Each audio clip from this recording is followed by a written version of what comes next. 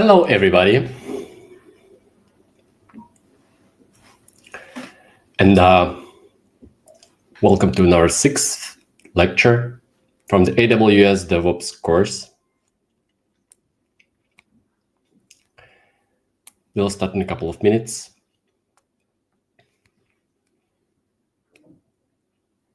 Let me know if this screen share is visible. So you should see this presentation as usual, a couple of sloths flying.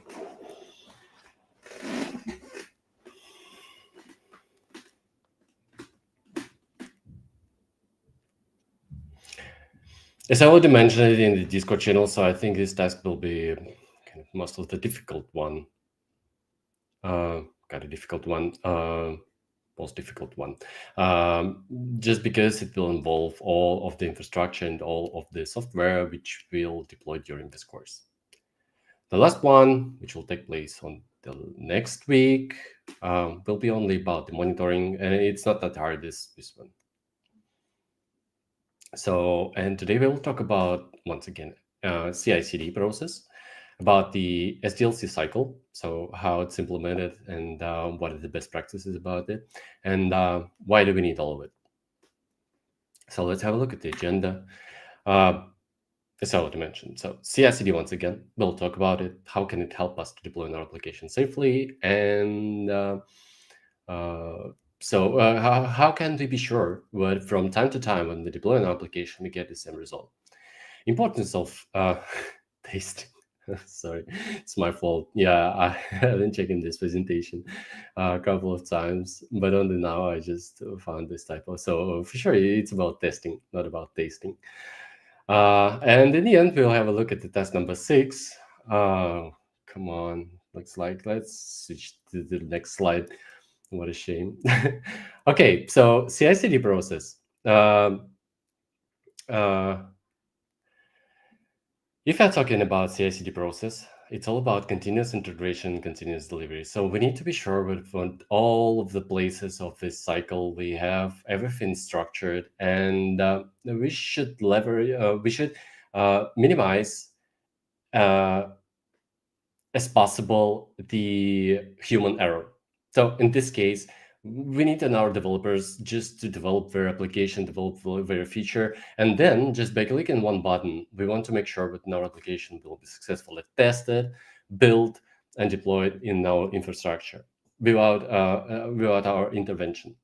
So if we'll have a look at this schema, so almost on all of these steps, except maybe plan and code, Jenkins may be helpful for us. So the rest, build, test, release, deploy, operate, and monitor, on all of our steps, CI/CD tool may be helpful. So in our case, it's Jenkins, but for sure it may be also GitHub Actions or GitLab CI or just any other tool. But since we are talking about the Jenkins, so Jenkins will help us for sure to build in our application. So we will get the source code from the repository, and then we will try to build it. When we will test it for any vulnerabilities, or maybe we can just want to make sure that the code smell is fine and acceptable for us, just because there may be some issues, some linting issues. It's not crucial for our application to be operating normally, but it's crucial for understanding and for onboarding process of newcomers, for example. So we will read this code, and if it looked messy, if there are no attentions and so on, so it can make our code barely readable for humans. And this is crucial in case if we want to refactor it and if we want to make some changes. We'll not know where to do it, just because this code is structured. And this is a place where we can also talk about the testing. So testing is not only about vulnerabilities or something like this, but it's also about linting and the code smell. Then we'll talk about release. So by release, I think we can understand what, in the end of a step, we should get an artifact which can be deployed on our infrastructure. So if it's the programming languages which require building, so yeah, we can build it. If it's Python or something like this, so under release, we can understand the combined source code which is already provided with some instructions on how to deploy it. Deploy. So for sure, Jenkins can help us in here. So with Jenkins, inside of our pipeline, we can deploy in our application in our infrastructure. If you're talking about the operating step, so it's rather about something which can be. So, for example, we can deploy in our application using Jenkins for sure, but we may still need something to be deployed additionally. So, in this place, Operate can help us. So, there's Chef, Ansible, and Kubernetes. I don't know how Kubernetes appeared in here, but yeah, the rest is kind of infrastructure as a code, but kind of maybe not infrastructure, but configuration as a code. So we can still configure something on our virtual machine and add some files, change some configuration, install some dependencies, and so on. And if you're talking about the monitoring, I'm not sure if Jenkins can help us to monitor something, but for sure it can help us to deploy this monitoring system. Just because you will not want to deploy this monitoring application manually. You will for sure need to automate it somehow. And next, we have just planning and coding steps. And this is the steps where Jenkins unfortunately can't help us, but still we have this Jira, GitHub, Confluence, and the rest of applications which can help you with this. I'd say maybe not the technical parts. And what is the main idea behind CI/CD? So first thing is to accelerate. So imagine what your team is developing some application, and for some reason we just have some critical time constraints, and developers will need to work a bit overtime. So we'll need to come on weekend and write their applications, complete their feature and deploy it. And I don't think if you would like to be involved in it. So this is why CI/CD may help us to accelerate the process of deployment. We don't need to wait for someone to click on the buttons or to provision the infrastructure. CI/CD process should contain all of these steps and should help developers to deploy their application without your intervention. It also helps to improve software quality. So we can set up as many tests as we need just to make sure that in our application don't have any vulnerabilities or have predefined structure or just whatever. So we can test our code during this test step in the CI/CD process, just to make sure our code is appropriate from the perspective of our team's rules or just any other documentation. And last but not least is reduce manual effort and human errors. So if we will deploy our application manually, so from time to time, we may get the different results just because someone forgot to do something. And moreover, running tests or something like this is just I don't think it's a good idea. So it's better to automate it. So this is where CI/CD may help us. And once again, speaking about testing, so the importance of testing is, first of all, is error detection. So in the pipeline, we can verify whether our application is working normally and as expected. So just to make sure that our application will not be deployed with any bugs or issues. So we can test all of it during pipelines. We can run some, after we deployed our application, so we can try to run some tests, so verifying that our endpoint is answering normally, or whether we have all the configuration in place and what not any of our secrets are exposed in this repository where we just checked out. Next thing is code quality assurance. So once again, if we are talking about testing, we are not talking only about our application which is working normally or not, or if it has some vulnerabilities. We are also talking about the quality of our code. So you can make your application working, but it's pretty hard to make it to make your code look readable and understandable for any person which would like to try to understand what really happening inside. So this is a place, and there is actually plenty of tools which can help you to verify by some linters, or just check your code smell. And I believe recently there should be something with AI integrated, so this thing can help you so much. And faster development. So if you're relying on tests, developers can make changes by themselves. So we can already get the result of these tests in the pipeline. So we can give them the access, for example, it may be the read-only access, and they'll go to this test step and have a look if there's everything's okay. So we don't need to get this output. We don't need to, as a DevOps engineers, we don't need to read it and understand what's happening inside. So we can just give an access to our developers, and they will just go there by themselves. And if these tests are failed, so we'll read and understand what actually happening, and then they finally will fix it. So tests, even if you are doing some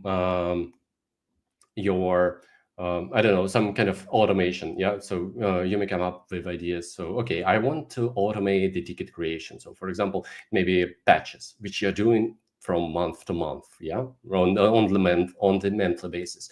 So, and you'll think, okay, so I would like to automate this process. I would like to automate the process of ticket creation for these patches.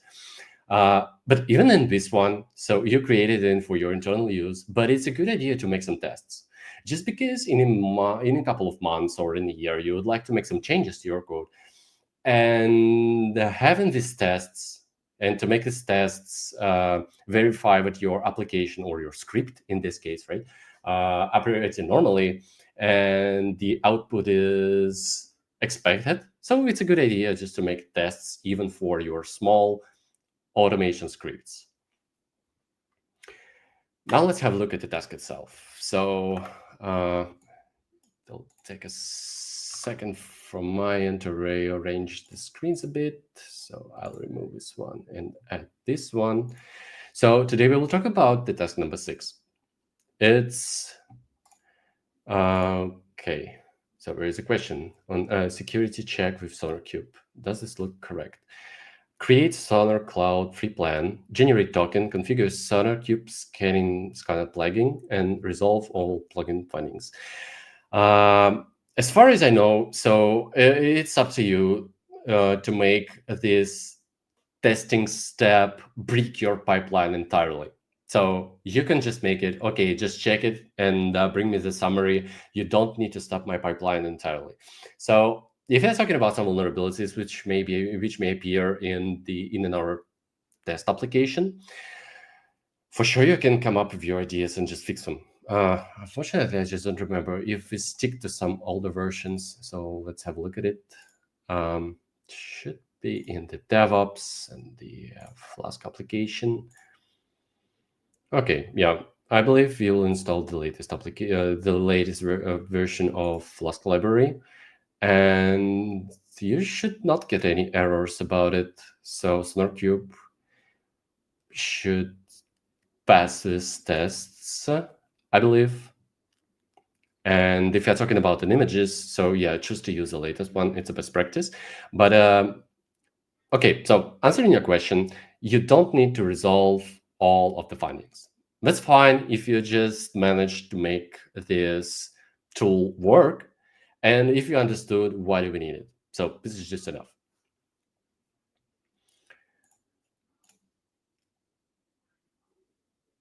Okay, I have already checked if I fails default quality gate. Oh. Okay, so I believe there should be an option just to ignore it. So you don't need to fix it. That's fine. So for now, we need just to understand. But okay, we have such tool. And if you're talking about the production, where it's crucial to not have any vulnerabilities, yeah, we will take care about it. But now, that's fine if it just works. I actually don't know why we stick to SonarQube. Just because, from my understanding, it's enough to use just any tool which will give us an information about in our application, how it's built, and how it's supposed to be deployed. So yeah, speaking about this one, why not? Why not? Okay, so yeah, actually, why not? So I'll have a look at the security check with SonarCube.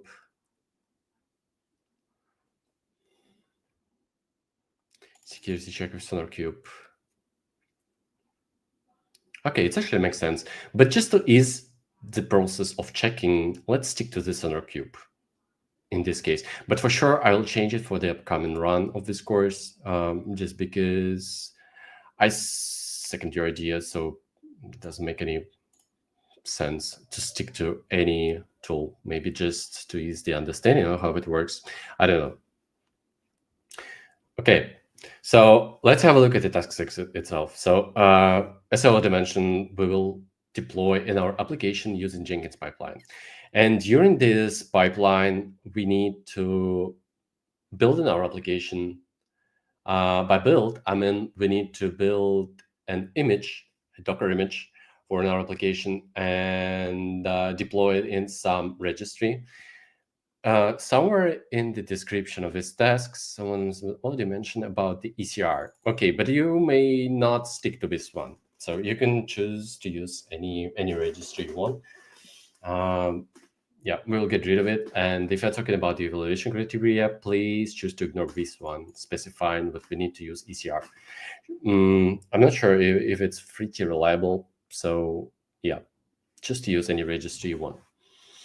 So we will need to build our application, meaning we need to build this Docker image. We need to push it to the registry and then deploy in our application in our Kubernetes cluster using Helm chart. And before deployment, we also need to test it. And application should be built. We need to run some unit tests. I don't know. I've never used such tests, but you can come up with your ideas. Even the simplest one will be enough just to have some, let's say, testing step in the pipeline. Security checks, pushing in our image to the registry and deploying it to the Kubernetes cluster. Okay, so we are creating the pipeline. If you're talking about building the pipelines, you can always stick to this deployment as via UI.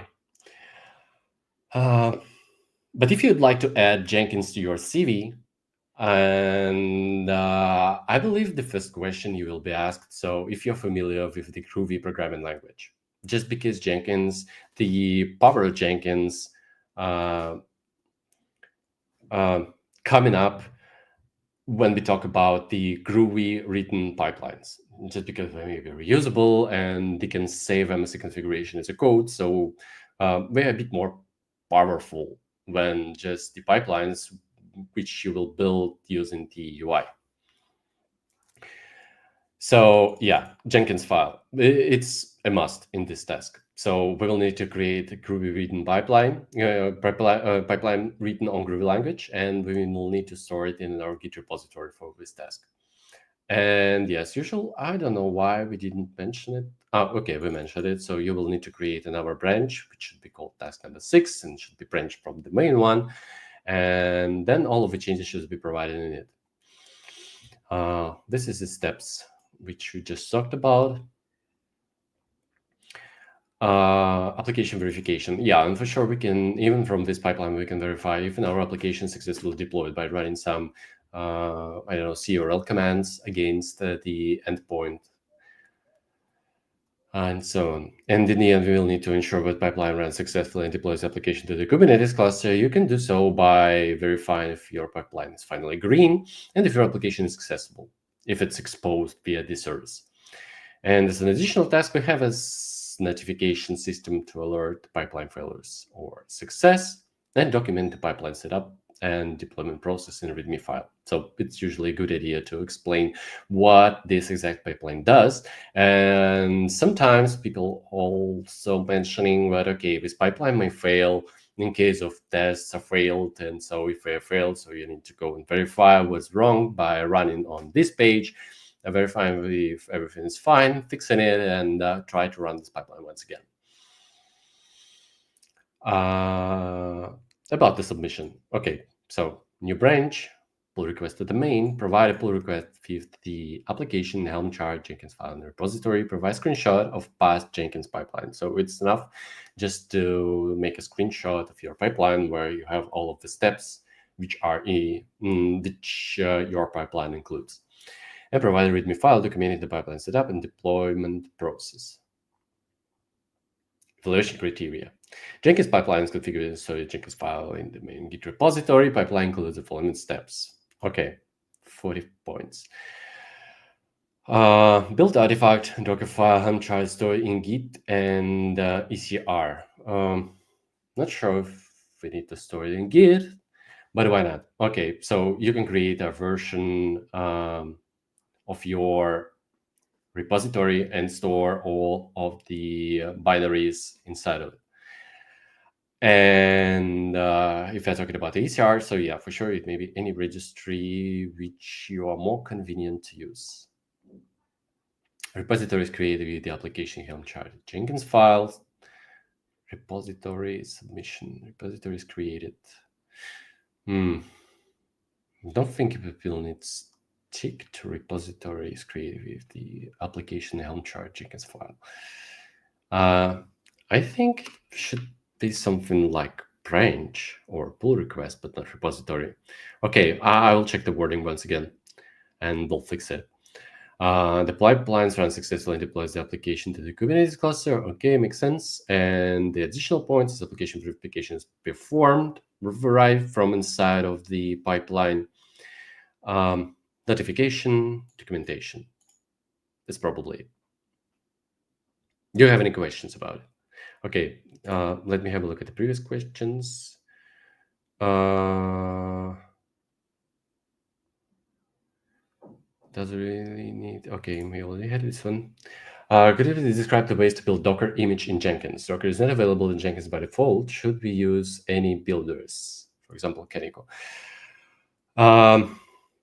Okay, so currently we have a Jenkins deployed in our Kubernetes cluster. So leveraging this approach, we can use Kubernetes runners as a bots from inside of our Kubernetes, and I believe it was a part of some tasks inside of this course. So we need to enable these runners to be created for us in our Kubernetes cluster. And when we are creating these runners, so we need to provide the pod definition for this particular runner. And in our case, yeah, the best idea is to create a Kubernetes runner, to create a Jenkins runner inside of Kubernetes using Canico containers. And in this case, you will have an option to build images. But as far as I know, Canico is kind of deprecated or something like this. Let's have a look. So, but for sure, you can still use it. So it's still available. But yeah, we just archived it and it will be deprecated soon. But you can look for internet about any alternatives for the Canico. I believe I already saw something about, but it's like a buildix or something like this. So yeah, on my current project, it's in a backlog. So we are also about to migrate from Canico to something else, just because Canico is currently deprecated. So yeah, answering your question, we need to run this kind of containers and deploy and build in our image using this kind of containers. And inside of these Jenkins runners, you can have a couple of containers inside of one pod. So, and during the Groovy pipeline, you can choose, but okay, this step should be ran on this container. And the next one, for example, if you are talking about building an image, the built-in Docker image inside of this container. So we will use this container, but it's all maybe done inside of one pod, which will be created especially for your pipeline. Should you write in Gcask like we did with Hello World pipeline?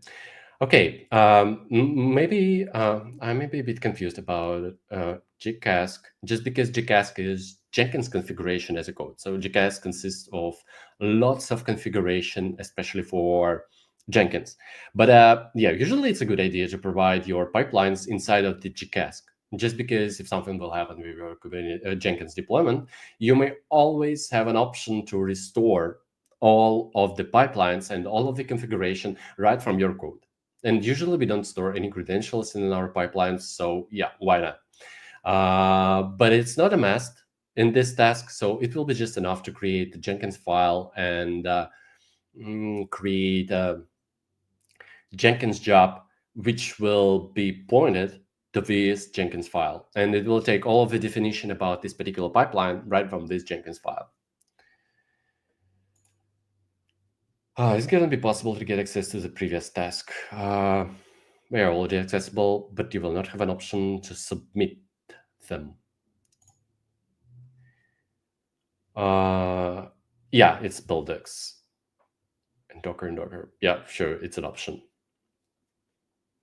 But once again, Kaneko is still available, so it's and I believe even they will finally entirely delete this one. So I think archiving this project doesn't mean it will be entirely erased from it. It will be not just developed anymore, but it's still possible to run it. But it may sometimes be vulnerable for some attacks or just something else. Yeah, but it's still working, so you can go in there, and if it's convenient way for you, just go ahead.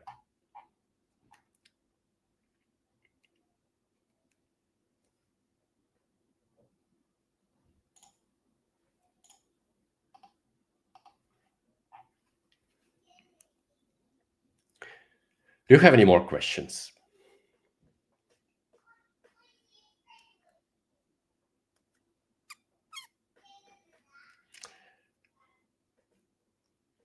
And if not, um, okay, I believe yeah. Just because I think this one is the closest to the real production environment. So this is a place where you will not just deploy something for testing purposes, because even if you are talking about deployment of K3s, we are not diving deep enough to this deployment. And actually, I never saw K3s used in the production environment. So usually it's managed Kubernetes or just Kubernetes itself, so deployed on some virtual machines. But if you're talking about this one, so yeah, this is a real production case, except the application itself. So yeah, for sure, the application which just says "Hello World," it's not a big deal. But usually, working as a systems engineer, you don't care about the application which you are running. So you are just given with some code and with some information about how to do tests for it. And yeah, usually even tests is not your. It should be not your headache, just because we have. QA testers, automation testers, which are responsible for such tasks. So yeah, you will only need to build and deploy it. How should we trigger pipeline using push? Is it enough to set a timer? Yeah, as far as I remember, if you will not stick to this webhook approach, and I think it's almost impossible if you're talking about the public GitHub and internally deployed Jenkins. Yeah, so you can choose to use this, how it's called? I just forgot. But yeah, there's some kind of polling from the Jenkins side, which polling your repository and just making an actions in case of it has some commits on it. So yeah, it's something like this. Or you can, for sure, you can set up a cron job, but it's not. I'm not sure if it will be helpful in this case, just because it will be triggered all the time, and not if it's something has happened inside of your repository.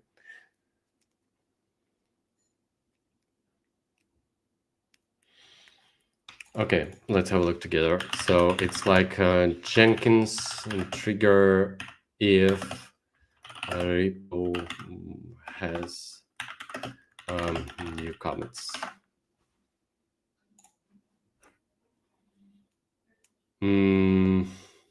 Okay, but it's about Bitbucket. I'm not sure if it may be, yeah, it's poll SCM. So it will poll your repository and have a look if there is some changes inside of your repository. So I'm not sure if it's basic feature, so maybe you will need to install additional plugin for to this feature to be enabled. But yeah, have a look at the poll SCM one. Miss Parva should be in the application building step. Should they use all the application? No, about building. So we should build in our Docker image in this case. Just because, yeah, we're talking about Python, we don't need anything to build. Sure, you can compose it and make it a kind of binary, but it's not in our case. So we are pretty satisfied with what we have inside. Okay, PolSCM is default one. Okay, cool. Yeah, thank you so much. So you can stick to this one just to achieve your pipeline being triggered by any changes to your repository.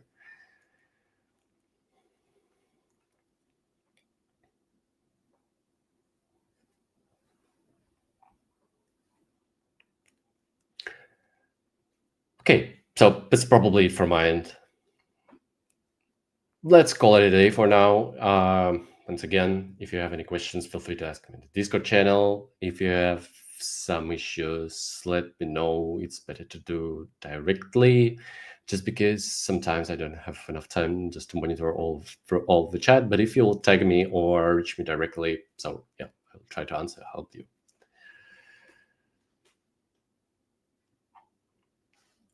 Build is about BU. I'm not sure what BU is.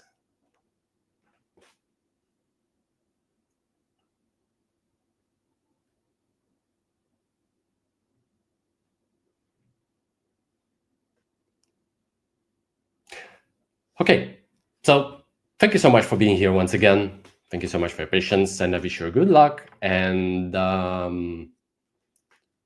we'll see each other last time on the next week, on the next Monday. So yeah, I will try to create a stream and notification as soon as possible. So stay tuned in the Discord channel. Thank you so much for being here, and have a good rest of the day. See you in the next week. Cheers.